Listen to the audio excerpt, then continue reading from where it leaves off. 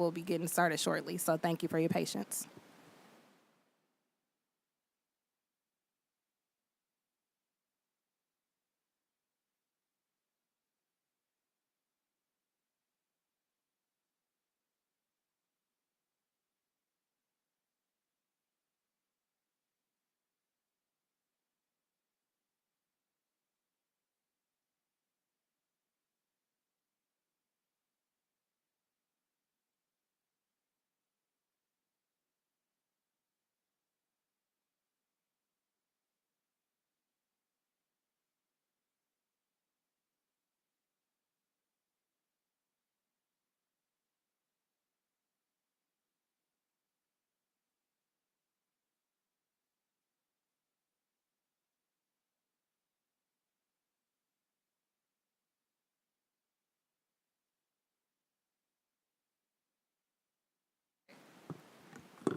All right, good evening and welcome to our Monday, June 9th, 2025 regular meeting.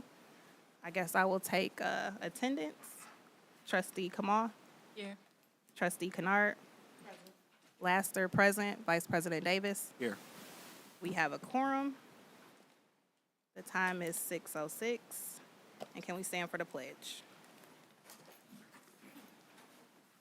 I pledge allegiance to the flag of the United States of America, to the republic for which it stands, one nation, under God, indivisible, with liberty and justice for all.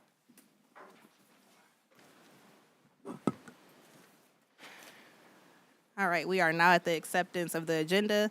Be it resolved that the Board of Education accepts the June 9th, 2025 meeting agenda as amended to add the Romulus Police Department SOR presentation. Support. Been motion by Laster, supported by Davis. Davis, Yes. Laster, yes. Kennard, Kamal. Yes. All right, thank you so much. And we are now at public comment. We have Ms. Rush. How are you?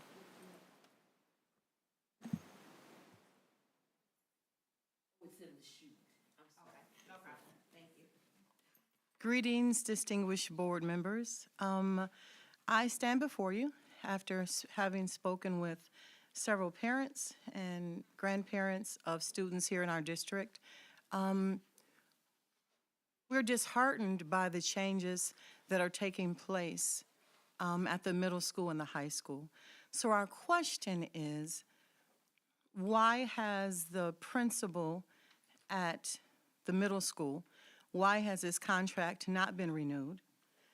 Why are the changes taking place with Mr. Niedermeyer? And what is going on with the changes with Mr. Petty?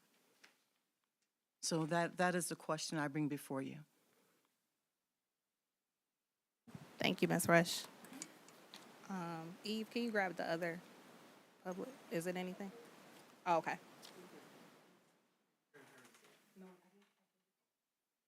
It's in the chute. Okay. Well, we have Ms. Hart. Okay.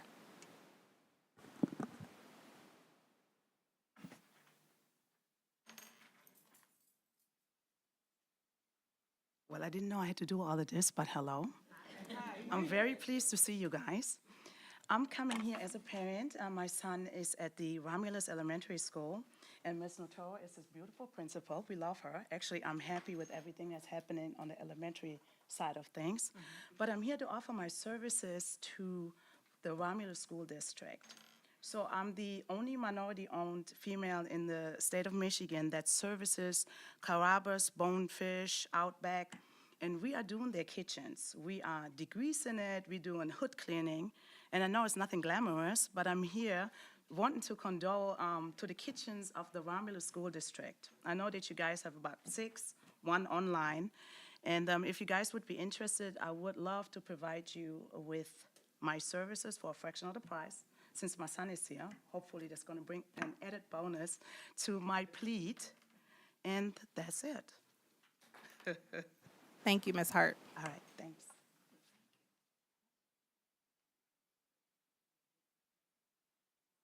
I don't have the phone number or anything.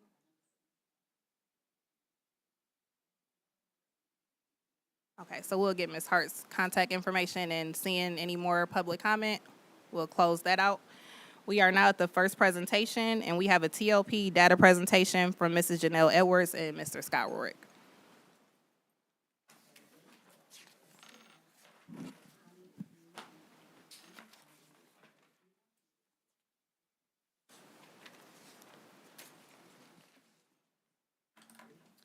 Good evening.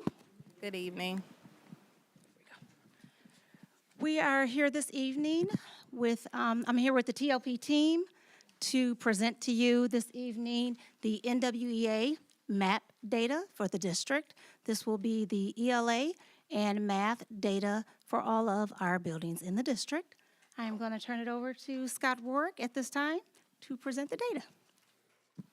Good evening. So I'm here to present this year's end of the year NWEA spring proficiency and growth for our students K through 12. We're going to first start with looking at NWEA grade level proficiency, where our students are at based on grade level. To use that grade level proficiency, what we're doing is we're measuring spring proficiency, where students are at. The 61st percentile is what we use for grade level proficiency. We use that 61st percentile because it gives us a predictor on state assessment performance. It also helps us to monitor our progress goals for our MyKIP, our continuous improvement plan at the district level, and then also our partnership agreements with our designated schools, our high school, and our virtual learning center. So we're going to first start with grade level proficiency. Starting with math first at the building level. So what we see at our building level is that our elementaries made some pretty good growth between fall and spring for being at grade level. So we're looking at fall, winter, and spring performance for each term. You'll notice that Romulus Elementary is missing winter. That is because they are piloting iReady for this year, and to not overtest students during the winter term, we let go of MAP testing, but then they had to do the spring testing. So at our elementary levels, we see that there's pretty good growth between the fall and the spring terms. Not so much at the secondary level. So at the middle school level, we started off at 12% of our students being proficient, and then ending the school year at 12%. At the high school level, we were at 26, started off at 26% of students being at that 61st percentile, and then ending at 27.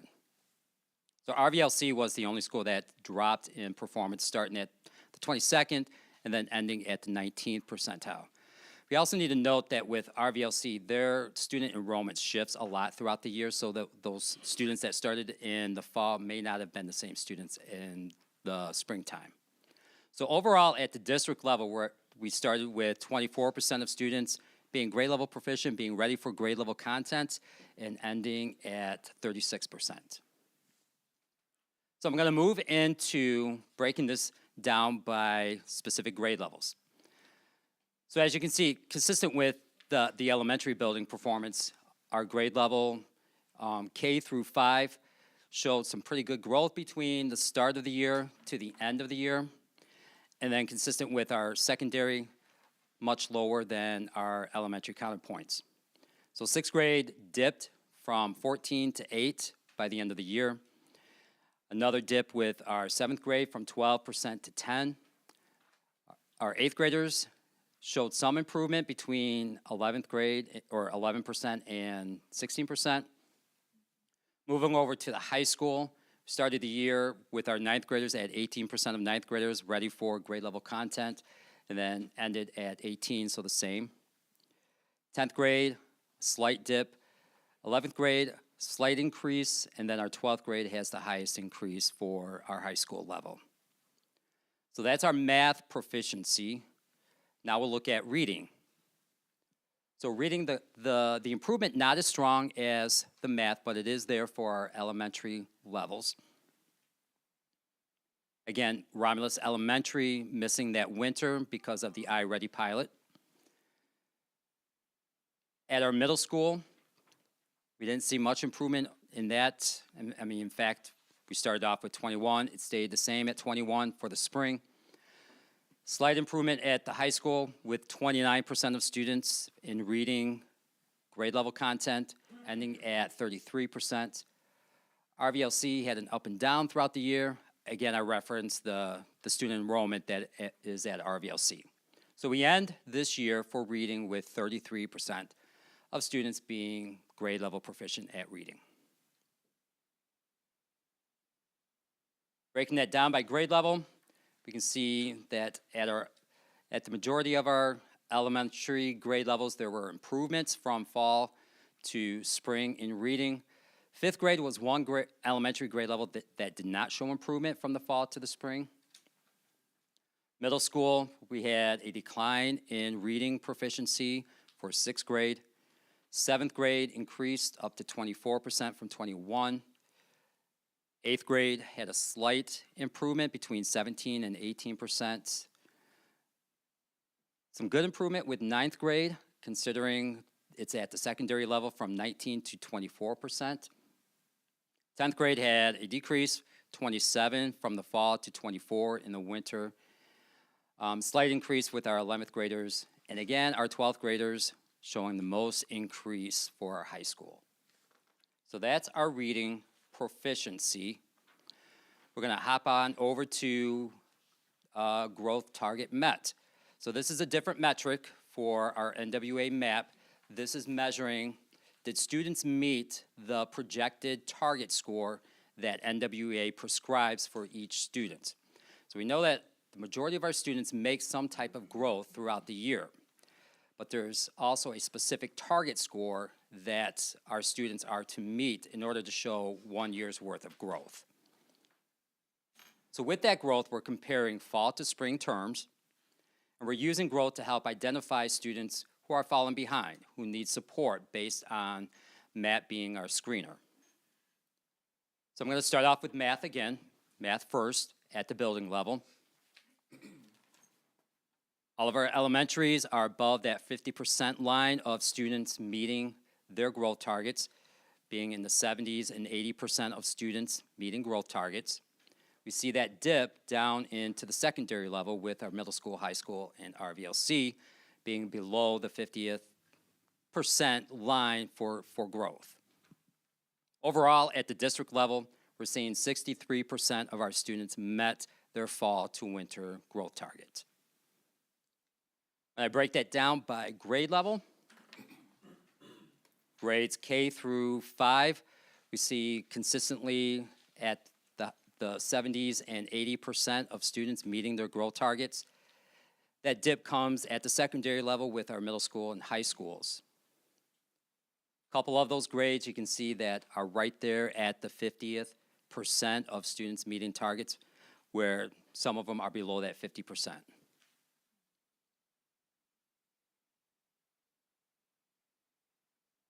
Moving over into reading growth, similar to what we saw with math performance, the reading growth is not as strong as the math growth. At our elementary levels, 3 of our elementaries are above the 50% of students meeting their target. Wick Elementary, along with the other secondary schools, are below that 50% marker for meeting their growth. Overall, as a district, 53% of our students met their reading target from fall to spring. Breaking that down by grade, we can see that our early elementary grades are up in the 60s for meeting their targets. Starting after 3rd grade, we start to see a decline in percent of students meeting their targets, on down to the 5th grade as an elementary group being the lowest of groups of students meeting their targets. Then at the secondary level, no grade is above that 50 mark line for meeting targets. Overall, as a district for reading, 50% of our students, oh no, that was the previous slide. The 12th grade group is the one of the secondary level where half of those 12th graders met their target. So for this year, there are several things that were put in place as part of our continuous improvement plan to help address student learning, to help address our goals in math, our goals with reading, and our system goal of professional learning goal. So under math, some of the things that happened for this year was there's continuous improvement, professional development with our Bridges Mathematics curriculum resource at the elementary level. All elementary schools have math interventionists that work with several different groups of students. When we think of interventionists, we kind of tend to think that they only work with the lowest performing students, but that's not the case with our interventionists. They work with students that they identify as low performing as well as high performing to enrich those high performing students. All of our elementaries have a math instructional coach. We just have one, but that coach services all of the elementary schools. Title I schools are to have a individual school improvement plan. Some of those Title I schools have a math improvement plan in place. After school tutoring is a program for all of our schools that all of our schools participate with.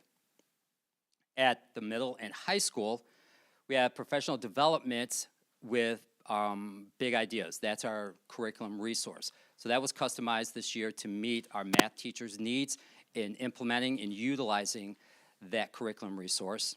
Additionally, with math at the middle and high school, they attended a series of workshops and professional development through the Tri-County Cultural Responsive Institute.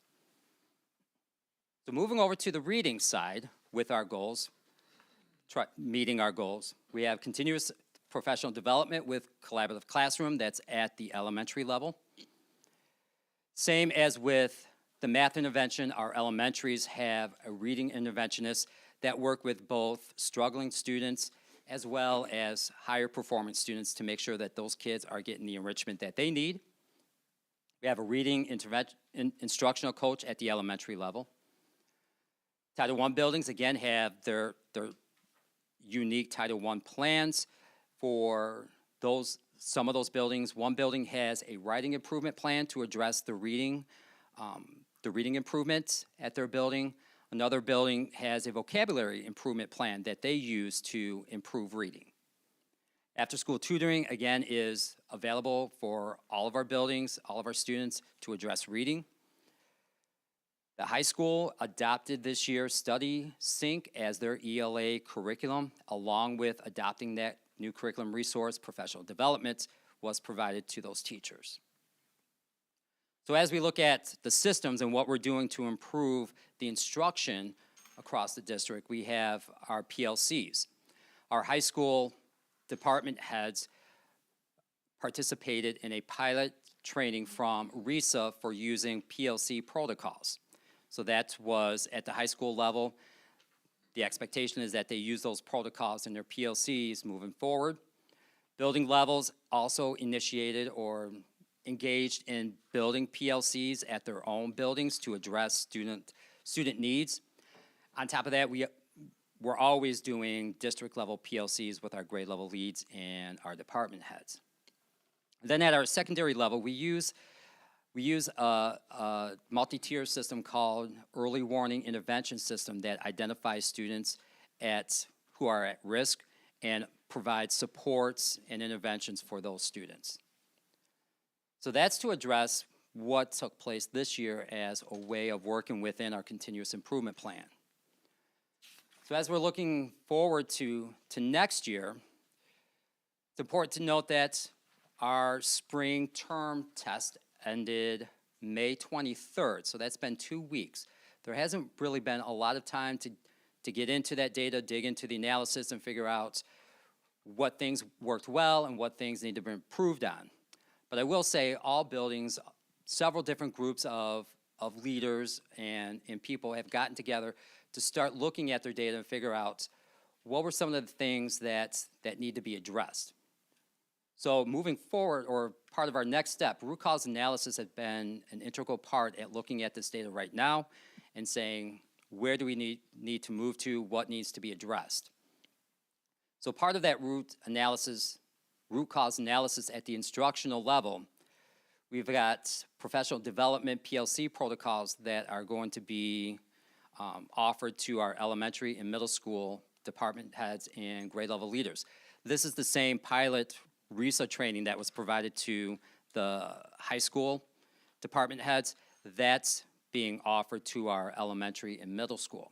In addition to our middle school and elementary leaders, our principals are also going to participate in that training so that they are aware and they know what to look for in those PLC meetings and to be able to help the facilitators move those meetings along. At the high school and middle school level, special education students have been identified for an intervention course using Read 180. This next year will be the first year for fully implementing big ideas, mathematics for our middle school and our high school. They have gone through several years of training, so this will be the first year of implementing both the online portion of that program along with the text portion of it. The high school has also adopted a science curriculum resource for next year. RVLC will be piloting a virtual learning platform to better meet the needs of their students. They're seeing that what they're using right now may not be the best platform, so they're going to initiate a pilot for something else.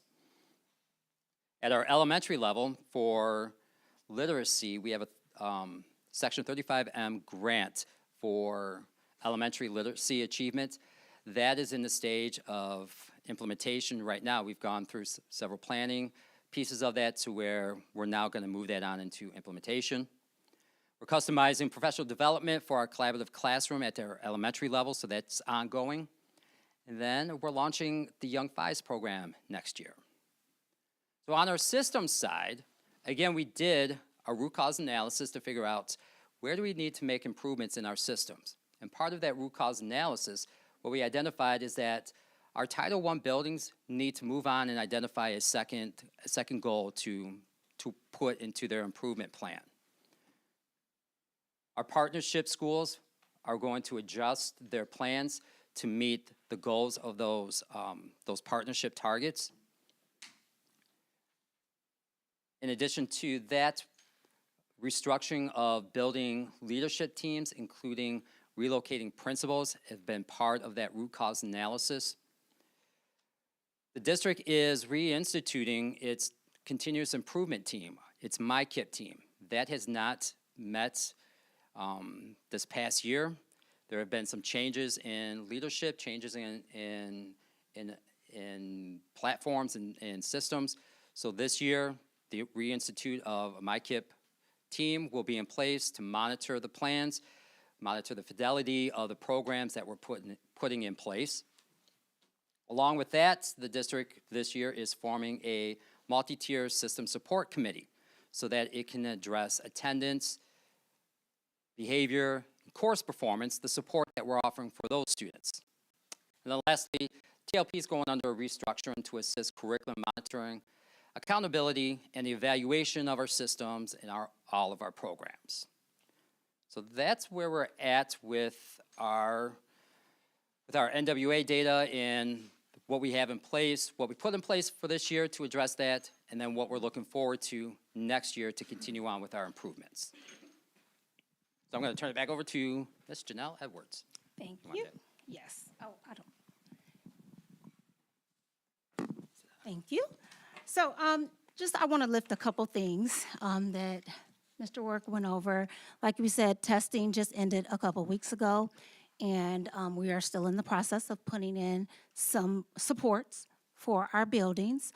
We have implemented the MTSS committee, and as part of making those supports for the whole child, that will include attendance. We're going to take a look at a student's attendance, their behavior, and their course performance, and making that consistent and uniform across the district.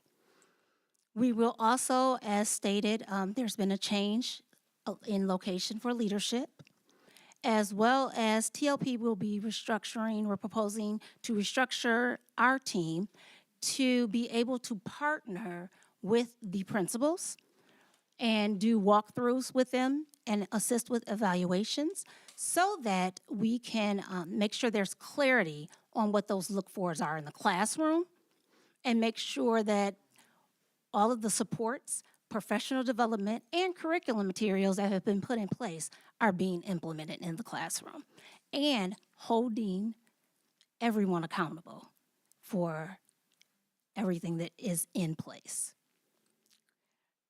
That concludes our presentation. Are there any questions at this time? Thank you. Any questions from the board? Crickets? I appreciate the presentation. Thank you for the hard work. I just, looking at the middle school, and I was looking at some of the numbers from 2023 to now, I guess just with the goals that we have, what is because it seems like it needs to be a drastic plan for the middle school, because we just, in a sense, looking at the data, the students kind of just stayed stagnant there. And coming from last year, it was at least growth there. They started at 33, ended at 39, so there was something. So obviously leadership, things happen, but like, what is the plan for the middle school?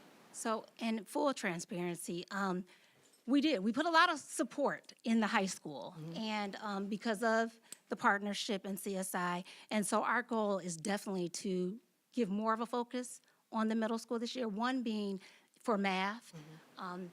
The high school was able to have that customized support so each teacher, we looked at the needs of each teacher and what that teacher needed to implement the Big Ideas materials, whereas middle school kind of had just an overall PD.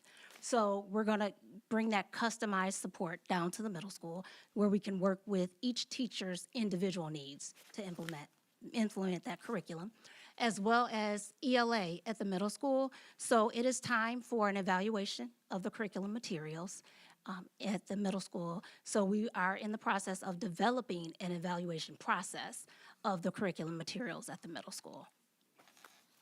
And then we will also be working with the incoming principals to make sure they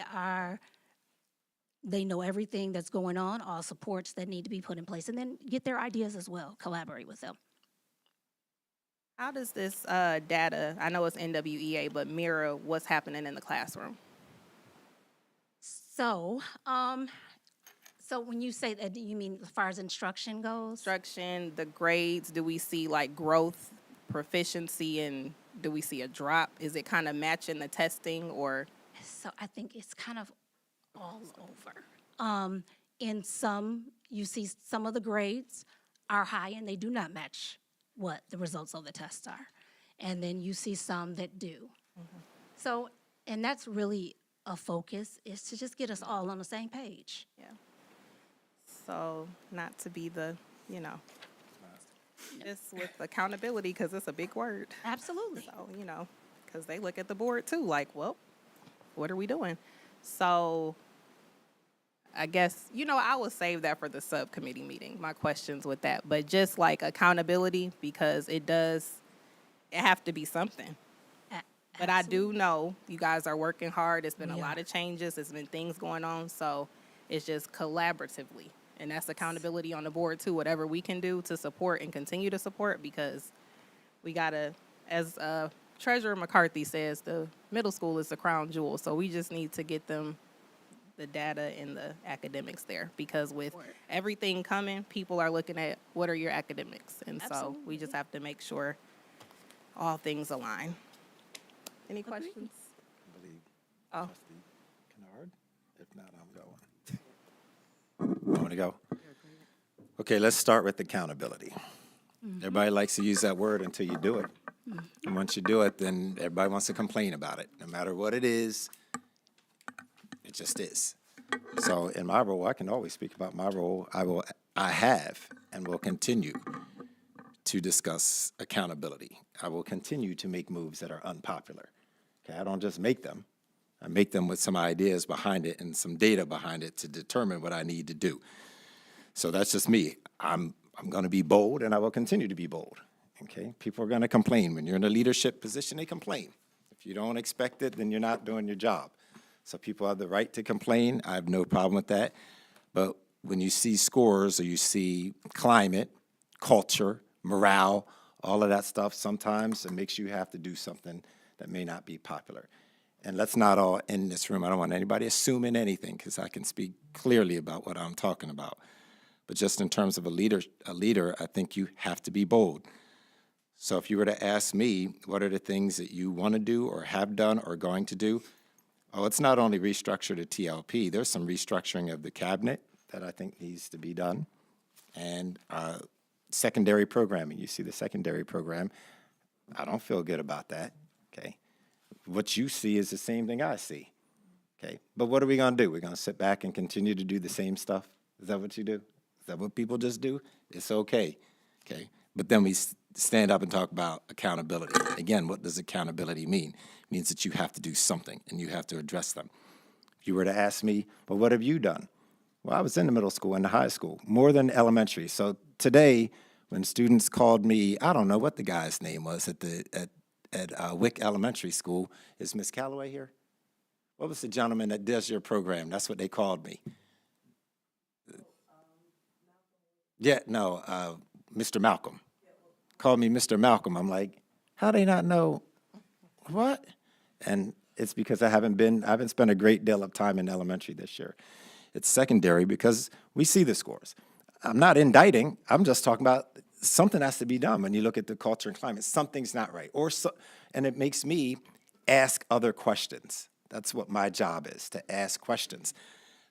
If I were to look at that NWEA data, which I did, and I said, something's off. Something is off to have elementary scores be here and then such a drastic dip at the middle school. So now people look at the middle school and say, well, what's going on there? Well, maybe we need to talk about what's going on at the elementary school. Are we bold enough to ask that question? Something is off.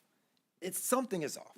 But as I said, the difference to me, and this is just my thinking, is when I was an elementary teacher and a principal, I have the time to address kids. I don't get to see them for 50 minutes. I get to see them for 6 hours. So I can put in everything that I need to put into that student because I know what his or her needs are. They get to middle school, it's way different. It's like a surprise. You leave fifth grade, you leave 5 or 6 years of comfort of having that one teacher that's on you. Then you go to the middle school and boom, we're changing you every 50 minutes. People don't even know who you are the first 2 months, have no clue who you are. So just even that, I mean, these are questions that I ask. I have 30 years of experience. I talk to you about experience. You pay for it, don't you? And when you pay for experience, people should be able to talk to you about things that they've seen or some questions that they have that maybe somebody else doesn't ask because they don't have experience to know that. So that's one of the things that I saw, like, what's going on? There's a huge, huge gap. You saw it. Everybody else saw it here. Now, are we going to talk about it or not?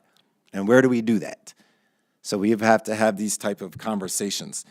I'm sitting here. We had conversations about department heads. I'm looking at the teachers union president. I'm looking at Mr. Brock, our director of human resources. We're all in a meeting together talking about how to work together, that we have to make people accountable, not just teachers, but department heads too. What do department heads have to say about that data? Where are they?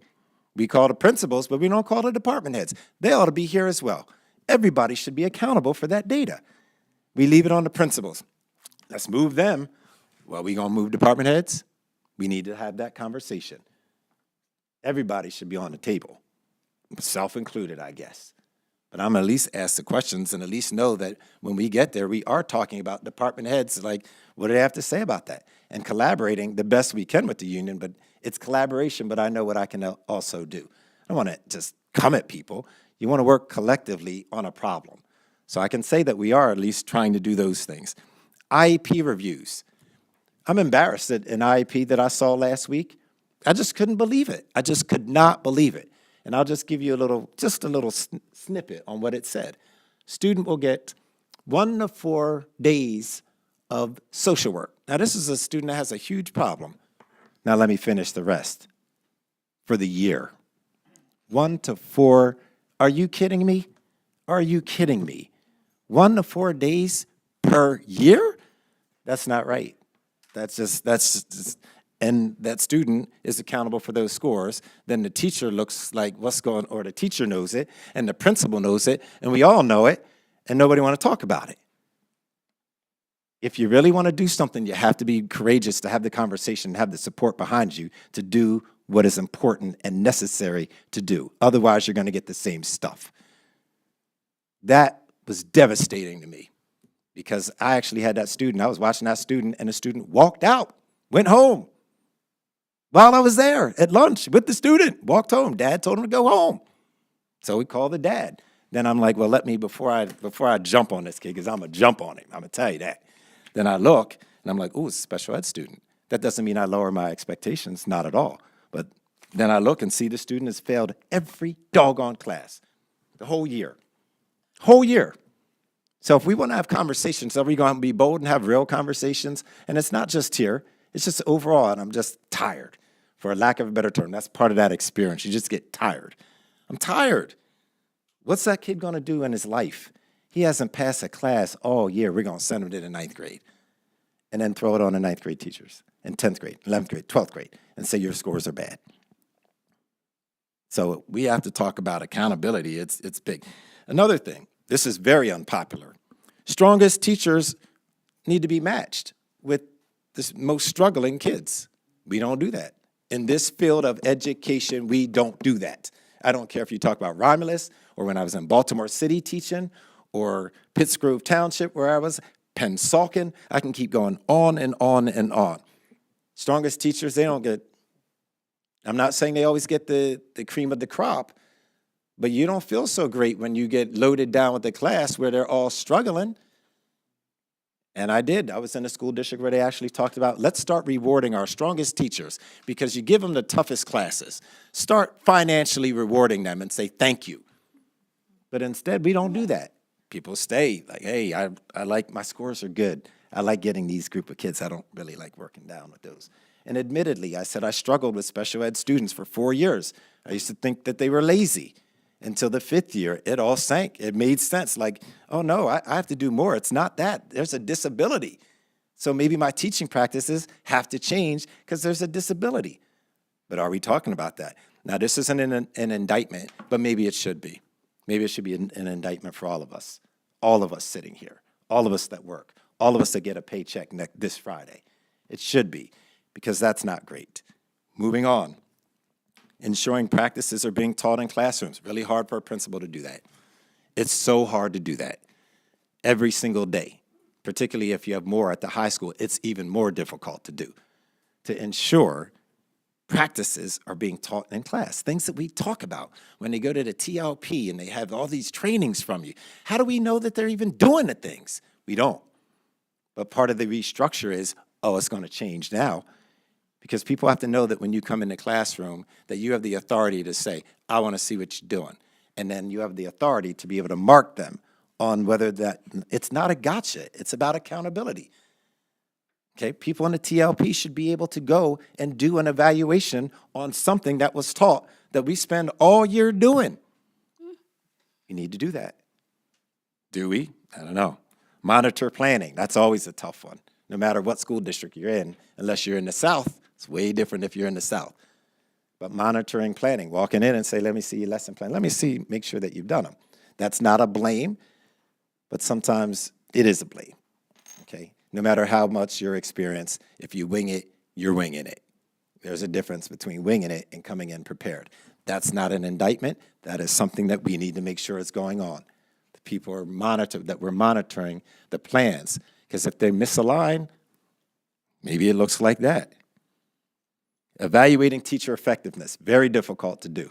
Because you don't get to do it every day. It's just really difficult to monitor the effectiveness. Then you see the scores and you're like, oh, what do I do? Okay. In this district, there are no ineffective teachers. I said that 5 years ago when I was here, 4. Okay. There are none, but the district, the data say otherwise, and it doesn't mean that somebody's ineffective, but something is not working. And maybe it's that process. I have no idea. But I think about this stuff all the time, and I'm like, it's got to be better. Order, I wrote that. Are schools orderly? Many of you remember when I came in, I talked about the correlates of effective schools. There's 7 things that you can go into any school, and if you're trying to turn them over, if you're trying to flip the culture, there's 7 things that you look for. One is time on task, student time on task, and opportunity to learn. When you go visit schools, I'd love to tell every parent, when you go visit a school, look for the time on task. Are they on task? And I was guilty, and sometimes I am guilty of making an announcement. You want to wreck a class up, make an announcement right during the day, middle of the day. You want to wreck it? You got it. And I was guilty, and sometimes I still am. But just some of the things that we need to talk about. So it's beyond that. It's about changing the culture of a school district. And it's not that it's necessarily bad, but I want to change it. I just don't feel great about it. And even hearing that, 50% of your kids have met their growth target. Well, what about the other? Let's talk about the 50% that don't. Where are they going? What jobs do they have? So these are just some of the things that I think about, but I also think about a lot of the great things we are doing. This isn't an indictment on it's just we have some work to do. Shouldn't ever go in a classroom, particularly now, toward the end of the year where people cash their chips in like they're done. How are you done? Now with this data, none of us should be done. Can't be. So the question is, and I feel the support of the board, but when it comes down to making tough decisions, you know how that goes, right? People don't want you to. Everybody talks about accountability until you try to do it. So I'm saying, I saw those, I'm concerned. We should be concerned. I've talked to the TLP, particularly Janelle mostly, just about some of the things that I'd like us to see us do, to be bold, okay? You can turn it around. And I will say as a principal, I've turned around 2 schools. Took them right off the list. Didn't mean that they were high achieving after that. It just means you get them from being not so good to good. Culture and climate means a whole lot too. How do your students feel when they go in that building? How do they feel when they go in that building? So when we're asking about leadership, we're asking about teachers, we're asking about superintendent, whatever you want to ask. How do students feel about going in that building? Are they beat down? Does the staff say anything to encourage them? Yes, it's more than just, hey, your scores are bad, but how do you feel about walking into the building? Do you feel supported? Do you feel like you matter when you're absent? So there's a lot of work, and it takes time, so it's not going to be something that's overnight. You want to change a place, 3 to 5 years. And I feel in terms of me, I've said it. Now going into this 3rd year, questions and things look different because I don't have to worry about the stuff I did just coming back in February and trying to get right and seeing what's going on. Oh, I have a good feel now. And that should be pretty obvious by decisions that I'm making about where we need to go. It is not personal, though when you get tagged, it feels personal. It does. It feels personal. Whenever anybody asks you to move or do something, whatever, it just feels personal. It's not. It's business. It's something that has to be done. Doesn't mean it's going to be right. It's the best thing that we can do. Thank you, Janelle, for your leadership. You've come in here asking questions, being visible with your team. I appreciate what you are trying to do, what we're trying to do, as well as all the principals that are here and the staff. We're trying. We also need to have some conversation with some parents, some real conversation with some parents. We can't do this without, are your kids ready when they come to school? Okay, and lastly, and this isn't even my update. Isn't that something? But it needs to be talked about. But I started writing, and unfortunately, I hit the wrong button. I'm just old. I hit delete instead of save. But I'm just working on, I called it the wins and losses of the school year. I'm going to talk about, honestly, the wins. There are a lot of great things we're doing that people don't know. But there's some things that we need to work on. And I'm okay with the things that we need to work on. You can't be great, and we're not great, but we need to do some things differently. And one of them is we still have a chronic absence problem. We don't even talk about, except the high school, the only ones that talk about the tardies, the amount of kids that come in late every single day, missing first hour, coming in 30 minutes late. Come on now. But do we really want to have honest dialogue? Okay, this take a whole, I'm not going to say a village, it takes the whole community. And we all have got to be on the same page, and we're not.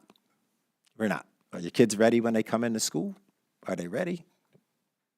They need to be. So again, I thank you, and I thank for everybody else. It's not an indictment. We all have work to do. But I will challenge principals, too. When we come around, and you, too, don't ever go into a classroom and folks are chilling. You saw what I saw, right? There's no way that anybody should be chilling here. No way anybody should be showing a movie. No way. There's no way. If they're ever confused, just point to that. And we'll still have people say, well, my kids, oh, okay, we're all in the business together. And we all need to be, we talk about accountability, that's part of it. And don't be upset when I say to somebody, and I do, like, why are you watching a movie? Like, help me understand that one. Help me understand why we should be doing that. So again, thank you, everybody. That's the end of what I have to say about that. I needed to get that off my back, so thank you. Oh, I see. Good. I'm good. Thank you. Thank you, I Mr. covered Ward. everything Thank I you, Mr. wrote, Ward, for everything your I wrote here. presentation. You didn't do your check marks. So. All right, I'm good. Mr. Cofield, so sorry. Donuts for you for sure. Officer Cofield. Come on down.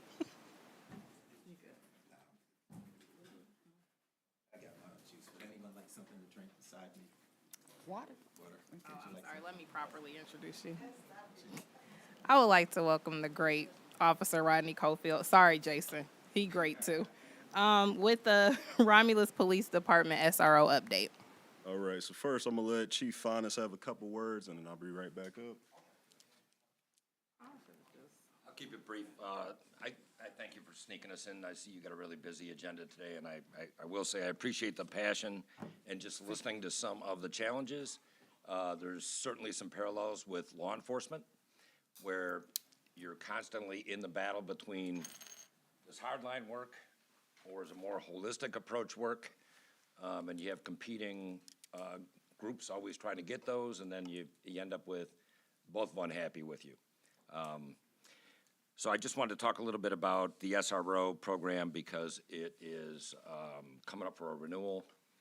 And I wanted you to know where I stood on what I think, and I'll keep it brief, but the 4 primary roles of the SRO, not in any particular order, but they're emergency responders, their proximity and familiarity with the school, its operations, and the students are invaluable if we have a major event, especially have a major event. If we had something, God forbid, like an active shooter or something along those lines, their familiarity is all the difference in the world and also getting the cavalry moving immediately. But now on the other hand, they also serve as mentors. They interact with the students, are often involved in their after-hours activities. They try to establish a relationship of trust with them, and they serve as role models. Going back to the law enforcement side of the equation, they address crime and disorder in and around the school campus and assist the school administration in creating an overall atmosphere of safety. So they're partners. And they also serve as informal counselors. When they build the relationships with the students often confide in them or tell them about things that are going to happen. It's been my experience in 38 years in police work that I hear about the school-to-prison pipeline, and I've said before, it's the exact opposite. A good SRO stops kids from getting in trouble because they stop things before they happen. They stop things that person's going to regret or there's going to be serious ramifications. If it's done right, that's the way it looks. So I just wanted to come with Officer Cofield today. He had a few words he wanted to say, and both of us will be here for a few minutes if you want to ask any questions.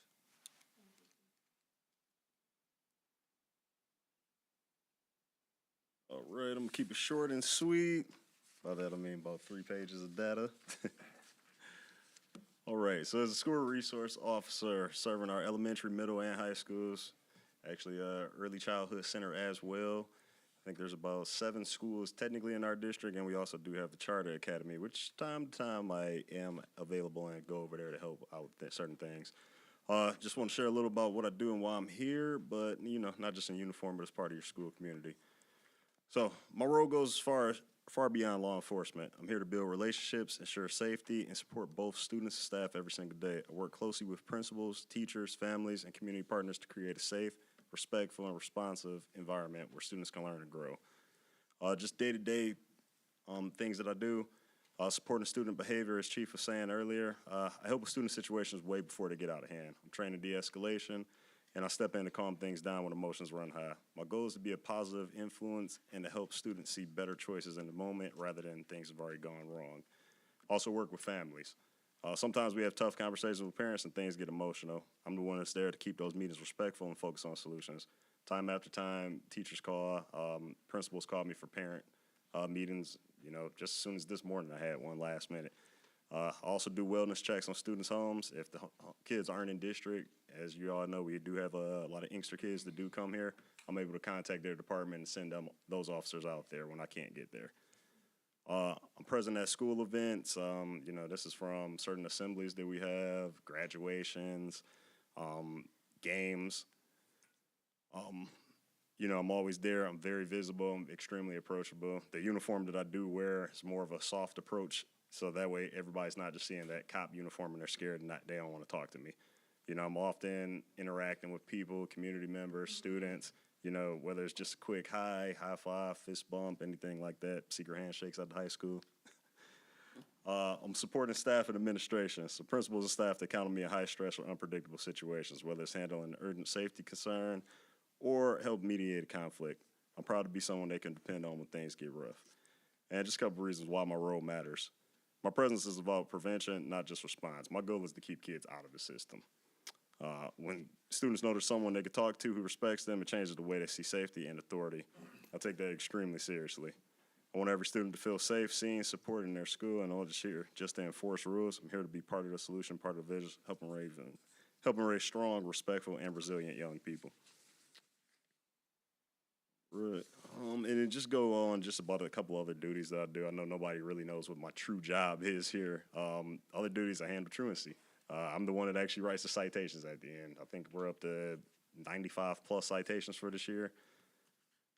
Providing other departments with intel. Oftentimes, other departments do call me about certain gang-related things that we have going on. They might call me about certain students and also receiving intel about other departments. Sometimes they're giving me info on students, so now I'm knowing things.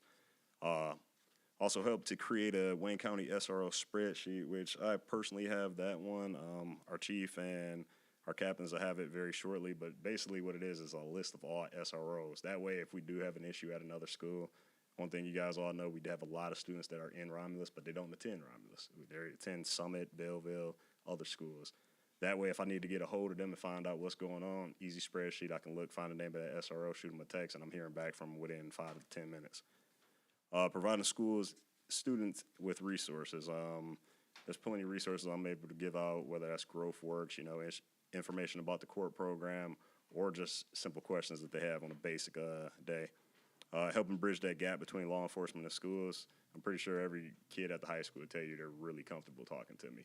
You know, if I'm not doing that job correctly, they're not going to want to speak to me at all. That also helps them when they are on the road and they do, you know, get into real life situations, officers pop up, now they know how to interact with them. They know we're here to help them and not hurt them at the end of the day. I'm also your first line of defense for safety concerns for a safe school. Something that I've helped with so far, every school has night locks. We also have the resistant film on the windows and window tint on the film so you can't see in. I was able to get officer key cards and hard key entry for the event of lockdown. If we do go into a lockdown, as you all know, if we're on the lockdown and everybody's inside of a classroom, who's going to open the doors for officers when we get there? You know, now we actually have a way in. Putting the room numbers on the outside of the windows. I believe some of these have been done and some are still being worked on. This lets us know, hey, if there's something going on in room 202, from the outside, I have no idea where that's at until I see that number. Now I know exactly where it is. And ALICE training as well, something that I think everybody's been a part of, all the principals back here. I'm able to provide ALICE training, and recently we actually need to get that done soon. I think we're at that window where it needs to get done again, but I'm able to provide that not only just for all the schools, but board office employees as well, and board members if you guys want to come to it. Cameras, for example, I'm able to get that camera access. Something goes on after hours, during hours, I can actually go in and find it pretty quick, and I'm a lot quicker than a lot of people are at it. My caseload, I always like to say, like, things go far beyond just the school. I have a caseload with all juvenile complaints. You know, I'm looking at over, I think, 100 and something cases as of right now. I'm not going to give you out the exact number, but it's up there pretty high. Every time I get rid of some cases and I close them, I get more. And then just monitoring the kids' social media. I'm a little bit younger, so I'm pretty tech savvy when it comes to that. If I have to look and find stuff, I'm able to find it pretty quickly. If not, then I know who to call to get that information. Again, I'll be around for a minute, so if you guys got any questions, feel free to ask me. Thank you, Officer Cofield and Chief Bonus. Any questions from the board? Oh, y'all just don't want tickets. That's why y'all clapping. I'm just playing. Just kidding. Yes, he did. Okay, two. What year? Check What those year you credits. graduate? 2009. Young. Yeah, you young. 2008? 5. 2005. Okay, well, thank Yeah, I have you. a couple of things, Oh. though. Just, I mean, you're all right with me, man. And I mean that. Like, I joke you all the time. You probably don't even know it, but I joke you all the time. But when stuff got serious, I've just really appreciated you. And I didn't say it. I don't think I said it. And I should have said it. And I will say it publicly. Just the other day when that kid walked home, I called you. You're my first call. And you're like, I'm on it. And I appreciated that. You were able to tell me that he made it home safely. And I don't call the chief. I call you when it's any time and there's a student here. You already know, 2 weeks ago, man, I don't want to say, man, I'm sorry, officer. You know, and what we had to deal with, what I had to deal with for those 48 hours. So emotional. I was tired, just whipped. And I just appreciated the fact that you were there, gave me all the video footage that I needed. We sat down. I thought that with your help, that investigation became very, very thorough. I thought it was a little bit looser than I wanted it to be when it started. And then when you came to my office and had one or two of my cabinet members there, you were invaluable. And I joke you all the time. I gave an impression of you today. They were all cracking up this morning when I gave the impression of you at the table. Everybody's cracking up because it was funny because I spend a lot of time with you. I do, and I really appreciate it. I'm not sorry because I didn't clown you like that, but I will say that your relationship with kids is good. I mean, I guess they're not supposed to have a fear of you, and they don't look like they have a fear of you. And in my mind, again, like with experience, sometimes I'm like, what? They got to have a healthy fear of you, a little bit, but they don't. They're like, oh, Cofield. You're like, yeah, you know how you are. You know what I'm saying? But that's important. That's important that kids feel comfortable with you. I know that you can get information from them that you and I, people probably don't even know that we work together, in a way that we do. But I know that I can count on you, and I really appreciate that. And so this time when the chief called me, I remember it was COVID the first time you got me. And I was like, oh, man, there's nobody here. We're not. But now I said, when you called me, I said, no problem, man. No problem whatsoever. I appreciate you, man. Again, officer, I'm sorry. I appreciate you. I appreciate what you do, what you bring. You know, sometimes we don't give you the praises that you have, but I just appreciate that we've been able to solve a lot of things with your intervention. The beginning of the school year started, I know you remember Labor Day weekend. I do. And what that did to me, just exhausted. And then here's the end of the year, and similar, exhausted. But again, I thank you for helping me run with the district and making the decisions that I have to make that are very unpopular, but I'm going to do them. And I can do them because you give me all the information that I need to make the decision that is best for our community and that keeps our kids and our families safe. So thank you for everything you do on behalf of the entire district. Chief, as well, I know that I can call you and you call me. Great relationship, so I thank you. And I'd like to continue that, and I will sign that as long as the board approves that. Well, you can blame me. I asked for the presentation because I feel like people always say, what does Cofield do? I feel like you're the best person to explain it. I know you do a lot of work. Like just even hearing the extra stuff that you do. So whenever I call, you answer, you help my school too. So thank you. We done? We good? All right, appreciate you. Thank you. Thank you.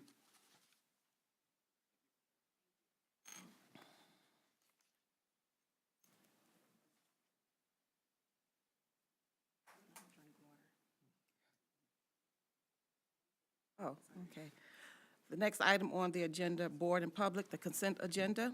Be it resolved that the Board of Education approves the June 9th, 2025 consent agenda as presented. Matters listed on the consent agenda are considered routine in nature by the Board of Education and will be acted upon by one motion. There will be no separate discussion on these items. If any member of the board or any citizen requests discussion on any item, that will be removed, it will be removed from the consent agenda and will become the first item of business under the report of the superintendent portion of the agenda. A, approval of the minutes of the Board of Education on May 27th, 2025, which was our regular board meeting, and number 2, on May 30th, 2025, which we had a special board meeting. B would be the approval of the bills for payment as submitted by Dana Blair in the amount of $3,284,368.27. Support. Been motion by Kennard, supported by Davis. Kennard, Yes. Davis, Yes. Kamal. Yes. Laster, yes. Motion consent agenda approved. Now at the report of the superintendent, Dr. Edmondson with the district update. Thank you. I see some of our summer school people here, so where, Ms. Edwards, would you mind just giving a quick introduction of our summer school? I see the principal one, well, the other one's left. But if we could do that, because we're starting soon and the board doesn't know, so I see them here and I know that they're working hard, so I'm sure you'll have them. They're both ready. They can get up here and talk anytime. Absolutely. Well, we have here tonight our elementary principal for summer school, Mr. Thompson, and our elementary coordinator, Sarah Shipacassi. Summer school starts June 23rd. How many people? So we We're have looking at had- that data. Right, no, we have over, He's there, he 400 and something total. He's on payroll. Okay, come on up. Come on up. You're right. That's right, right. When it comes to those things, you gotta let them do it. Thank you. Thank you for just being ready. Good evening. You're fine. Can you hear it? It doesn't sound the same standing here. So I didn't know if you were asking about the total number, because obviously Janelle would know that. At elementary, we're pushing about 350, closing down 360 students right now across 20 classes. So it'd be 20 academic classes, and then in the afternoons, they would transition to 20 enrichment classes. Some of the staff are doing full days. Some are doing academic only. Some are doing enrichment only. But the good news is we have a full staff at this time, and we have 350 kids that are signed up and enrolled in both academics and enrichment. At this point, kids are still trying to sign up. Parents are still interested, so we're starting waiting list.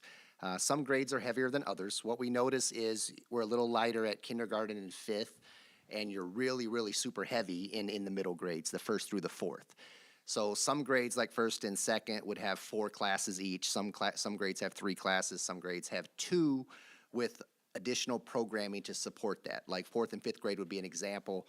There is also a boys college program through the Wayne County RESA that we are incorporating into our program as a whole.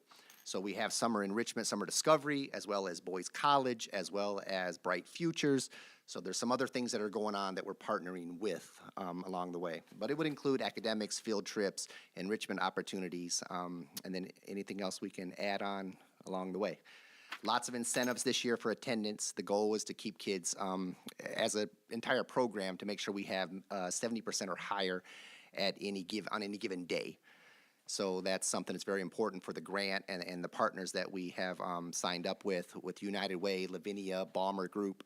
That was one of the requirements of the grant money. But the great news is, again, if we do these things, we provide the kids with a great program. We end up having all of the grant money that kind of offsets some of the costs that we normally would have to undertake. So if everything goes well, which I know it will, then the district should have sort of a windfall at the end of not having to use Title I and other funds that we normally would have to dip into for these programs. Thank you for off the cuff. That was good. That's what principals do. So thank you. No, Questions? We're good. But this wasn't a presentation. Listen, I'll just say we're excited because I think, Ms. Shippey and I have been talking. We've got a lot of certified staff that have signed up this year that maybe have not had as many in years past.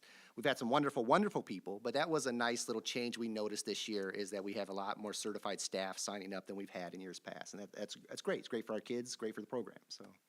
The Thompson effect. Exciting to hear certified Thompson staff effect. and a wait list due to, I know the grant, if you don't hold that attendance threshold. The wait list right now is formulating at fourth and fifth.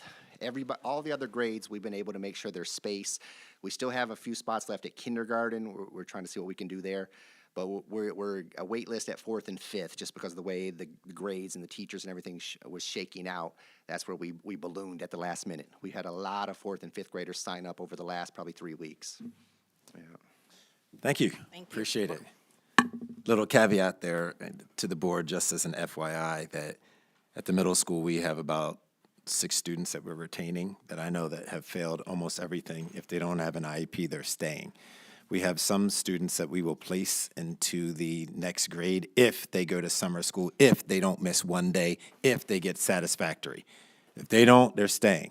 Those days are over, and that's for the entire community. When students fail everything, we are not pushing them forward. I will not do that. Can't happen. Special ed, that's a little bit different. They have an IEP, so it looks a little bit different. It doesn't mean it can't happen, but it usually doesn't. So we have a few students in the middle school that will be going to summer school, for lack of a better term. Also, speaking of summer school, we have student interns. I will be interviewing them. I was asked for 20, and we have about probably about 28, maybe 29. We're up to 32, but everybody doesn't meet the criteria. Right, so applications are due. If you know the students, or if you know students at the high school, we need the high school to do a little push. Applications are due, but if they had a certain number of suspensions, you're out. You've got to send a message now to kids early that everybody's not going to play that. When you go for a job, they're not going to do that. So I was very pleased at the number that we have. I will be interviewing them. Usually it's me and Ms. Camilleri. We usually do that. I think we did that last year. We did that, so we'll interview those students for their jobs. Want to thank, I'm almost done. Want to thank Ms. Calloway, the moving up ceremony. I had a good time. You cracked me up. You're just who you are. And I love it, so I appreciate that. Nice ceremony for the 5th grade students. Tomorrow's the kindergarten. We'll have somebody give my regards for the little ones. I'll be at the moving up ceremony at the middle school. So just want you to know I won't be there. Maybe someone from cabinet will be glad to go for the kindergarten students. Don't everybody volunteer. That'll be coming up. So just, and our principals know, I hope you appreciated that text, that there's no administrative council, because that's bad timing. You can't have that in the last 2 days. It makes no sense. So we'll do that next week. We'll have that. Just enjoy these next couple of days. They should be fun. But if people start acting up, they go home. Their summer starts. City events, there is a community kickball game. We tried to get some of our staff. I put it out to the whole staff. We got 4. That's okay. We'll take 4. And if we have more, that's great. It's this Saturday. There's a community kickball game. With 4, there's no Romulus Community Schools team with 4. But I still say we beat him with 4. But if you're interested in playing kickball that day, please let me know. There's also this flyer that's the kickball game. And then there's Sounds in Detroit, Sounds in our district, that's on July 11th, a community event. So if you're interested, I'll certainly pass that by. It's very important because I'm seeing a lack thereof that we need our staff members to connect with the community. They need to be there. It makes a difference when you show up, okay? Even for other people. We know that we're doing a bond issue. We have a bond election. We need to be out there. It's not going to pass if we don't. Not going to work. People in the community want to see you at events, theirs. And then they're more likely to have conversation with you and feel some kind of way because you've built a relationship and you can explain why those things are important. So please start showing up. All these events that you have today and tomorrow and Wednesday. I don't think anybody has anything on Thursday because my calendar was empty. Oh, okay, I'm good. I'm tight on that. But make sure that you're out there talking about the bond. You've got to do it. It's a 0 tax increase. I don't know what to tell you on that one. A 0 tax increase. Yes, 0 tax increase. So we need to make sure that we're out there. I asked the Board of Education to please, on your Facebook, please put it out there. This is very important to the community. Not to me personally. It's not a personal thing, but it's very important to this community. And listen, if they can vote however they want, but have the information so that when you're talking to people, you can speak to them to the information. Wanted to thank Vice President Davis, who was at the middle school and got up and spoke to the crowd about the importance of passing that. I then, at the same time, WIC had something. We got to get better at scheduling, y'all, everybody here. We can't have all these events at the same day. same time, same day. So I had to leave, and then I went over to WIC, and Ms. Calloway allowed me to talk to the parents. She started first, and then she gave me the mic to finish up to talk about the bond. I can do that. He can do that. You all can't. You can only talk about the facts. We can talk about vote yes. There's the difference. The board and the superintendent, staff members can't. You just give them factual information and that it's important. So that is it for me. That concludes my report. Thank you so much. Appreciate it. I appreciate working here too. You call her the GOAT, but the GOAT has her evaluation tomorrow with the GOAT. The GOAT has one with the GOAT. Call me Eve. That's the one Yeah, time I'll you the pull my goat? president card. The one time. That's quite humorous, but okay. Okay, yep. We're So moving on. Eve's evaluation, she's done an excellent job. I'm happy to be able to Give provide Eve a round her, of applause because, you know, she is the GOAT. happy to provide her a fair evaluation. So thank you. Okay. We are at the report of the Director of Human Resources. He has an action item. Can someone read that for me? Madam President, move that the Board of Education approves a state and federal grants compliance coordinator contract for Mark Graham. Rationale, the approval of an independent contractor who is dedicated to writing, supporting, and managing state and federal grants is a strategic investment that can significantly benefit the district both financially and operationally. As the landscape of public education funding becomes increasingly competitive, securing additional resources through grants is essential to support academic programming, technology integration, facility upgrades, and student support services. Budget implications, business office contracted services account, Exhibit C agreement. Support. And motion by Davis, supported by Kennard. Any discussion? Roll call. It will be Davis, Yes. Kennard, Yes. Kamal, Yes. Laster is yes, motion passes. And next, we have an action item under the report of the Director of Teaching, Learning, and Professional Development, Mrs. Edwards. The Romulus High School Curriculum Material Adoption 25031. Can someone read that for me? Madam President, move that the Board of Education approves the purchase of the McGraw-Hill Science Curriculum Materials for Chemistry and Physics and the Savas Curriculum Materials for Biology at Romulus Senior High School. Rationale, the RHS Science Department is in need of curriculum materials. The proposed McGraw-Hill and Savas curriculum aligns with NGSS and core science disciplines, providing standards-based instruction. An adoption process was completed, which included a pilot of the materials. Students found it engaging and helpful, particularly enjoying the hands-on labs, collaborative activities, and project-based learning. Teachers supported the curriculum for its clear structure, ease of use, and effective tech integration, making it a strong fit for classroom instruction. Budget implications, general fund, exhibits, quotes from McGraw-Hill and Savas. Support. It's been motioned by Davis, supported by Kennard. Any discussion? Davis, Yes. Kennard, Yes. Kamal, Yes. Laster is yes, motion passes. Next, we are at the report of the Interim Director of Special Service, Ms. Julie Gutman. She has an action item of the Special Education Livonia Transition Program 2025 to 2026, 25-032. Can someone read that for me? Madam President and Board, recommended motion, move that the Board of Education approves 2025-2026 Livonia Transition Program with Livonia Public Schools.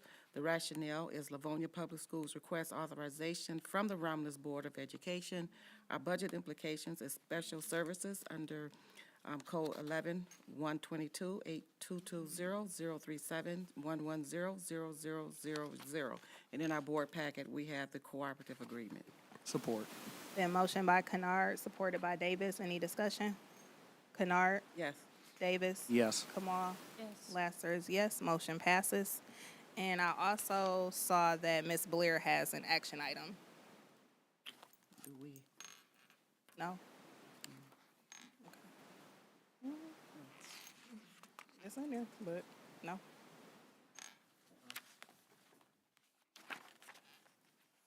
Not in our packet.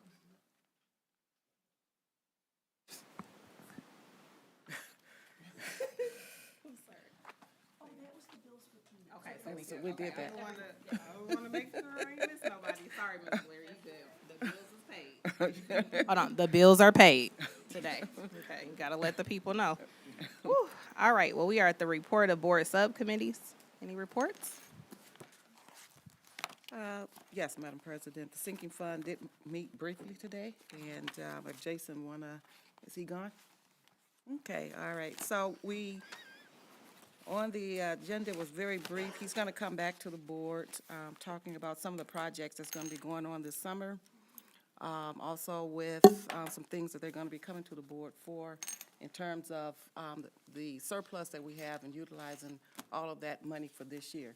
The end of the fiscal year is June 30th, and so the Finance Committee and I, we did have a conversation on what that might be, but he's going to come back to us with that. So we did meet today. And nothing for the finance, but hopefully by the next time the board meets, the Finance Committee would meet. We need to meet because we gotta do the budget. So we'll meet by the next time. That's it. Thank you. Well, we made it to the last week of school. I want to thank all the staff for coming out, all the guests for coming out, the community members, Ms. Rush and Ms. Hart for their public comments, especially Ms. Hart. Potentially, there could be a partnership there, so we'll just see where that goes. Thank you for the presentations today, and I hope we have a safe and quiet last week of school. That's all I have. We'll start with Trustee Kamal. Trustee Kennard. Nothing at this time. Vice President Davis. Superintendent Edmondson. Yeah. Just Birdies for Eagles. We are starting to get some of our sponsorship packages. Today we just got a $2,000 one. We had a $1,000 last week and two $500. So people they're getting ready to get on out there and hit the sticks, so to speak. I also got a letter. I believe the vice president of the board got the same letter I did, anonymous. But it was about the class of 2020 not having a prom, and they feel like we should give them a prom because they weren't here for COVID. So I don't know why it wasn't his class. He's 21. Yeah, it was class of 20. So don't really know how to respond to that. Like a lot of people, that was 5 years ago. They're gone. But obviously this person was at our graduation and felt some kind of way of not being able to have a prom. So I feel for him. Yes, I feel, but I'm like, I kind of moved on since then. Maybe you can have your own. I don't know. I would be willing to if they were willing to, coalesce and do the work. I don't have any problem with it. I mean, I don't know what that means in terms of finances, in terms of us, but I could give you some suggestions. But it was pretty heartfelt. It was pretty heartfelt from somebody and I understood how you could feel like, wow, we never got ours. Everybody else got theirs. So if you know who that is, or that person's willing to share their name with Trustee or Vice President Davis or you all, we could at least have the conversation, because I can understand how you feel like, wow, we never got ours. That was significant, even though that was 5 years ago. That was significant to a lot of people, where others may have moved on with their life and it's not. So if they're willing to meet with us and they have a certain number of people, we can have that conversation. I have no problem with it. I understood it. And that's it for me. Thank you so much. Motion to adjourn. Support. All in favor? Aye at 7:19. Thank you.